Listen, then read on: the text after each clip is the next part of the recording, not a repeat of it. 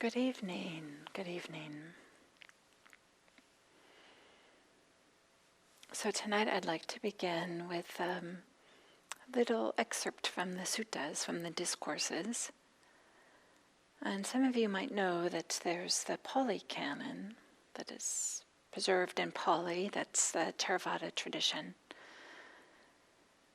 And there's also a parallel versions of this. They're not complete, but they were written in Sanskrit and preserved in Chinese. We lost the Sanskrit originals, but we have the Chinese, little bits and pieces. So sometimes it's interesting to look at what was in the Pali Canon and then look at the corresponding sutta in what's called the Agamas that are preserved and compare them and see how they're different and how they're the same. They're all a little bit different, to get an idea of maybe what were some later accretions or what were some of the earlier versions.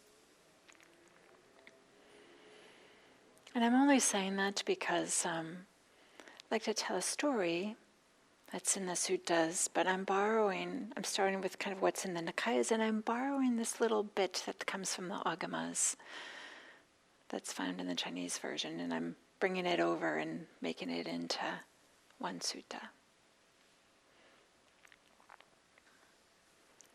So in this sutta, there's a lay person who goes up to the Buddha. Maybe I'll just start here and say, at this time, several monastics were making a robe for the Buddha, thinking that when his robe was finished and the 3 months of the rains retreat had passed, the Buddha would set out wandering. It was the tradition that during the monsoon season, the monastics wouldn't travel. They would stay in one place.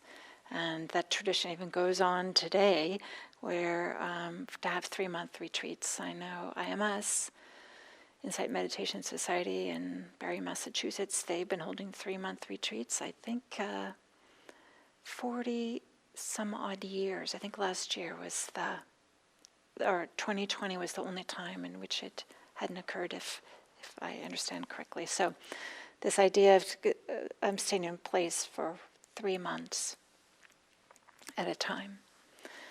So it was nearing the end of the 3 months, and it was common for the Buddha then to go wander and to teach. And it was also common for people to make new robes for him and to give that as an offering at the end of the rains retreat. So Mahanama, the Sakyan, heard about this. So he's a lay person, he's not a monastic. And he went up to the Buddha and said to him, "Blessed One, I am no longer in control of my 4 limbs. I am losing the sense of the 4 directions, and I am forgetting the teachings I have learned. As I heard from a group of many monastics who had assembled to sew the Blessed One's robes, that soon the Blessed One, with the rainy season retreat being completed and his robes having been made, will take his robes and bowl and journey among the people." So Mahanama is saying he's just overcome with, I don't know what it is exactly, but he feels like he just lost control of his limbs and he has lost sense of the directions and forgetting the teachings. To think that this teacher, who was so important for him, we can imagine, is leaving. And probably Mahanama, wasn't able to follow him and wasn't a monastic and wasn't going to follow him. But we can feel this urgency, like, oh no. This person who was really supported me so much for the teachings and the monastics, they're leaving. I won't have access to them. Remembering, of course, thousands of years ago, of course, there aren't books that have the teachings written down. There aren't audio recordings, video recordings, all these types of things. Like when a person left, you didn't really have access to their teachings any longer. So Mahanama continues and he says to the Buddha, for this reason, I am now thinking, I'm now reflecting, when will I get to see the Blessed One again? And the monastics with whom I am acquainted. So some of the Buddha's followers were really meaningful to Mahanama as well. And the Buddha replies, whether you see the Blessed One, probably you figured out that's the Buddha, right? Whether you see the Blessed One or you do not see the Blessed One, whether you see the monastics with whom you are acquainted or you do not see them, you should be mindful of 5 qualities and make an effort to cultivate them. Mahanama, the faithful succeed, not the faithless. The energetic succeed, not the lazy. The mindful succeed, not the unmindful. Those with concentration succeed, not those without concentration. The wise succeed, not the witless. So the Buddha is saying, even though I'm not here, or my followers, or people who can give you the teachings, you can cultivate these 5 qualities. You might recognize this list as the 5 faculties. So even though the Buddha isn't there to kind of like maybe guide the way, he's saying just cultivate these qualities instead of having the Buddha there. The next best thing, maybe. So for me, I find this rather inspiring, where the Buddha, he recognizes, that poor Mahanama is distraught, and he's telling him the faith, energy, mindfulness, concentration, and wisdom, cultivate these, and you will succeed. It's interesting that he uses this word succeed, right? Mahanama isn't a monastic. He's pointing that you will be successful in your spiritual life, in your professional life. Of course, he's not using these exact words, but this is how to have be able to bring things to fruition and to have things go the way that you wish for them to go. Not in a way that we're muscling our way into and forcing them to happen, but in a way in which we create the conditions in which they can unfold. So I've given a few talks on the faculties, and so this is actually the 4th one. I'll just say briefly that the first 2 talks were about just cultivating and developing the faculties as a whole. The 3rd one was about balancing some of the faculties, and specifically balancing energy and concentration. And tonight I'd like to talk a little bit about balancing faith and wisdom. And this partly comes out of this simile where there's a charioteer who's driving a chariot, and there's 4 horses. And the charioteer represents mindfulness, the one who is giving the directions and saying where to go and what speed and these types of things. And then 2 horses next to one another are energy and concentration, and then other 2 horses next to them are faith and wisdom. So they all have to be in balance, and they all have to kind of like be in, kind of like in accordance and aware of each other. And this, so this idea of balancing faith and wisdom, when we hear this word faith, we might think that it's about just believing the right things. But of course, if you've been around the Dharma scene for a while, you know that faith in the Buddhist practice is not about that at all. Instead, it's about where we only have limited experience, but there's something inside us, maybe it's like a guitar string that has been strummed, and it vibrates, and there's a sound, or somehow like a certain resonance. Faith is like recognizing something that we've heard or experienced touches us and speaks to us. Maybe not literally, but something that resonates, and it might be very subtle, but it's a a call to, yeah, this is worth investigating some more. This is worth exploring. This is worth putting some effort towards, some energy towards. And so maybe it's like the call to learn something new. Maybe we have this idea, maybe in the COVID era, maybe we want to learn something new. Spend our time doing something that's enriching, and rather than doom scrolling, or to be baking, or I don't know, whatever it might be. Maybe it's something bigger. Maybe there's a call similar to the call to start a family, or to change one's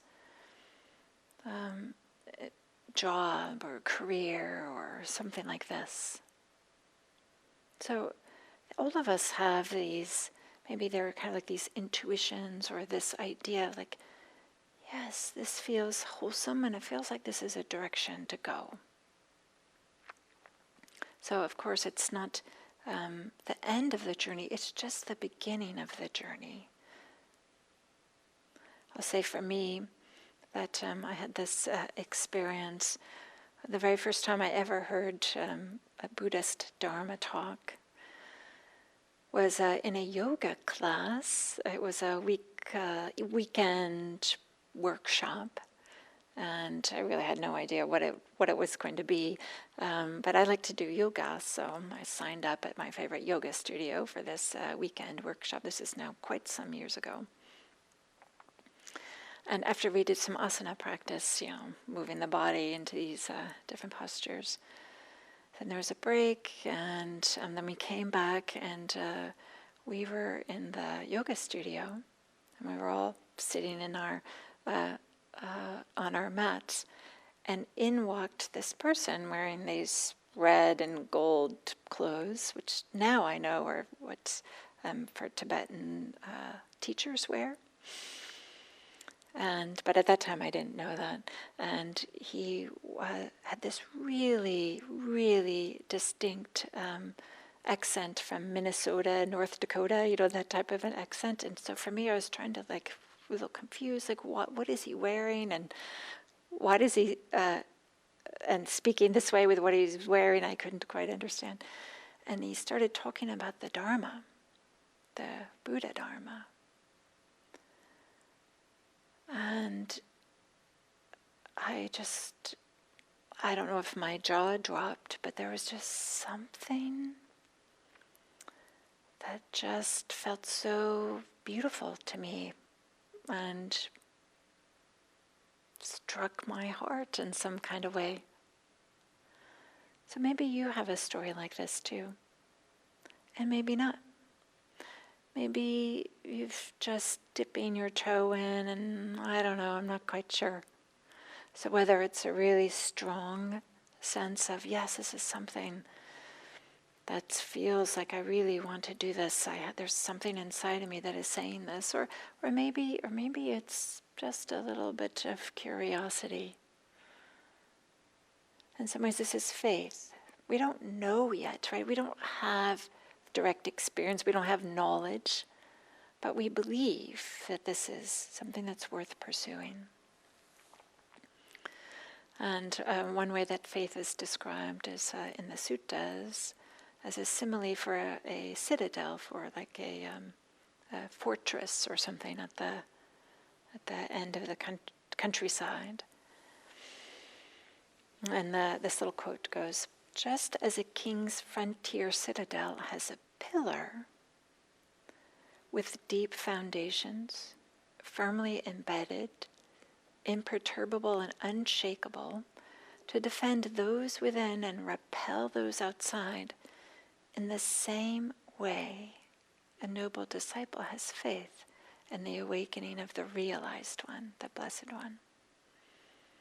So maybe your faith doesn't feel like it's a pillar that's with deep foundations and firmly embedded, or maybe it does. And maybe you can tap into that and allow it to support you. And here it's talking about faith in the awakening of the realized one, or the Blessed One. That is, this faith, this belief that indeed there was a person who had enlightenment, and that awakening is possible, that human beings have this capacity. So that's how we can talk about faith. And so when faith at its best, it produces this enthusiasm, or kind of like galvanizes energy for practice. And it can serve as a real support in times of difficulties, because all of us have difficulties in our meditation practice or our Buddhist practice or any spiritual practice, right? All of them. There's times when there's difficulties. This is what it feels like, right? To be stretched a little bit and to be challenged a little bit. And this is what spiritual practices do, right? So it can help allow us to move forward, and faith can help us to not hold back, or maybe hold back less.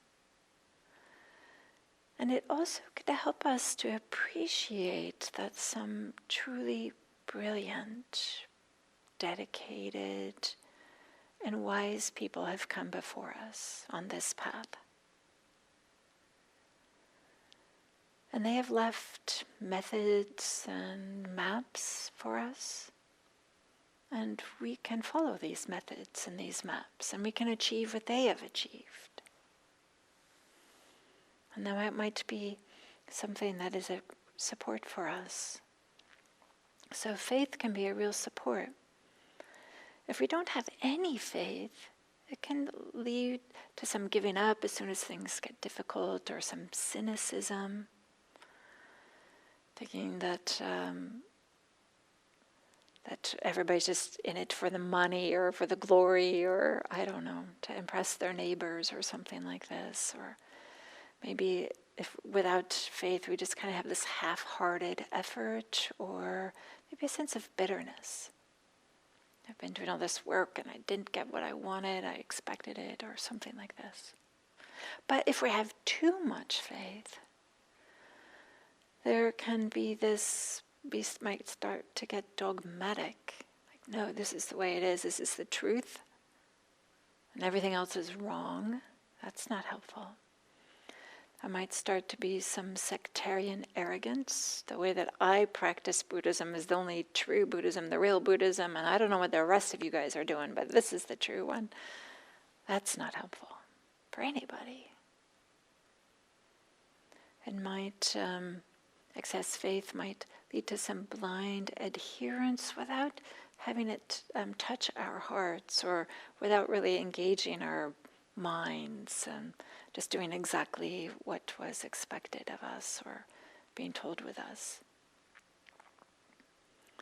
And maybe importantly, if we have like excess faith and have this idea that if you just believe enough, that will be sufficient, it leads to an inability to realistically examine and our approach to our spiritual life. Like, is the way that we're doing this, is this supportive? Is it onward leading? Is it helpful for not only us, but for others around us? So, in order to counteract some of these, it can be faith can be balanced with wisdom. And so, when there is this, and I'll talk about wisdom in just a moment here, but faith, when it's balanced with wisdom, has a different feeling. It has this a quality of the surreal inquiry of, is this helpful? Is this helpful? Is this skillful? Is this wholesome? Is this the way forward? And also, faith and wisdom, faith when it's balanced with wisdom, it has this sense of humility. Not an arrogance that I'm going to muscle my way through, or I know better than, or my group knows better. It also has a steadiness, or maybe with some warm-heartedness with it, some steadiness. So what is wisdom? So wisdom, of course, is a faculty we all have. Numbers of ways that we can define it, but one is that it's It allows us to discern and distinguish and discriminate between what is helpful and what isn't helpful. Helps us to find our way and to understand and to see things more clearly, to put them in a way, not only to see things, but to incorporate them into our understanding and allow our understanding to shift and change as we see more and as we learn more, have more experiences, hear more teachings. So wisdom is not the same as knowledge. They're related, of course, but knowledge is just the accumulation of knowing more and more. And maybe I'll quote a little bit from yet one more sutta, where this time it's a priest from the dominant religious tradition at the time of the Buddha, comes up to him and says, and describes wisdom, or wise person, and then the Buddha counters him. So the person, his name is Vesakara, and Vesakara goes up to the Buddha and says, Master Gotama, because he's a priest, he addresses the Buddha, a priest of another tradition. He doesn't call him the Blessed One, he calls him Master Gotama. Master Gotama, when someone has 4 qualities, we describe them as a great person with great wisdom. So here are the 4 qualities. They are very learned in diverse fields of learning. They understand the meaning of diverse statements. They have a good memory, and they are deft and tireless in household duties. And they understand how to go about things in order to complete and organize the work. So this is what Vesakara is saying is a wise person. And then he says, if Master Gotama agrees with me, please say so. And if he disagrees, please say so. And the Buddha responds by saying, I neither agree nor disagree. But here are 4 other qualities that are for a wise person. So the Buddha isn't saying that to be learned and have a good memory and understand things isn't part of wisdom. But he would describe it a different way, and he has these other 4 qualities. They practice for the welfare and happiness of the many. That's 1. They think what they want to think and don't think what they don't want to think. So they have some capacity with their mental capabilities. They aren't being pushed around by whatever their thoughts are coming up. That's the 2nd. The 3rd one is they attain the 4 jhanas. So these are concentration states. These are states when the mind gets settled. He describes them as blissful meditations in the present life that belong to the higher mind. So they're able to direct their mind and settle the mind in a particular way. And the 4th reason is a wise person realizes the undefiled freedom of heart and freedom by wisdom in this very life. So it's not so much about the contents of the mind that the Buddha is saying is a wise person, but their capacity to use the mind in particular ways, and it's a practice for the welfare and happiness of the many. I don't know, I find this inspiring that so much, is what we do as part of meditation practice is to train the mind. And this is what the Buddha is saying is what is wisdom. And of course, wisdom is a way to awakening. Buddhism is called a wisdom tradition for this reason. But if we have this idea of too much wisdom, which I would say maybe we wouldn't call wisdom. If there's too much, maybe there's too much knowledge or not enough wisdom. But in the Visuddhimagga, which is a commentary that's hundreds of years after the Pali Canon, too much wisdom is defined as one strong and wisdom and weak in faith, so out of balance here, errs on the side of the cunning, and is as hard to cure as sickness caused by medicine. So cunning, that is like trying to find the loopholes or trying to show skill by achieving, by showing one's skills using like deceit or evasion or, finding the little loopholes of things rather than some real wisdom which has some wholesomeness to it. And is as hard to cure as a sickness caused by medicine. Right? Because knowledge is helpful, but it's more having to be balanced with faith. Maybe we could think about this, the head and the heart being in balance. If faith is a heartfeltness, is the string being strum, and the heart, the mind being able to have these capacities, but not in a way that ends up being devious or finding all the loopholes. So if we don't have enough wisdom, there might be a way in which we have this emphasis on just acquiring knowledge. Okay, I just got to learn more. I have to read more suttas, listen to more Dharma talks. I just have to acquire more and more and more. And it's easy to fall into that trap, partly because, our society values education, right? You have to learn, you have to do well in school, and certainly there's so many media empires that spend untold amount of money to convince you that you need to know more, right? What you need to know now, right? They're always trying to send this message. But wisdom at its best comes from this deep and direct investigation of our experience.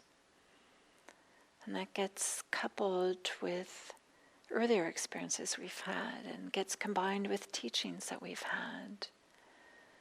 But it's a way that uses the mind and those beautiful capacities that minds have as a support for more and more freedom, for more and more ease, more and more peace. And not just for ourselves, but for all beings, so that we might use these beautiful minds, these beautiful hearts that we have as a support for everyone, without exception. Thank you.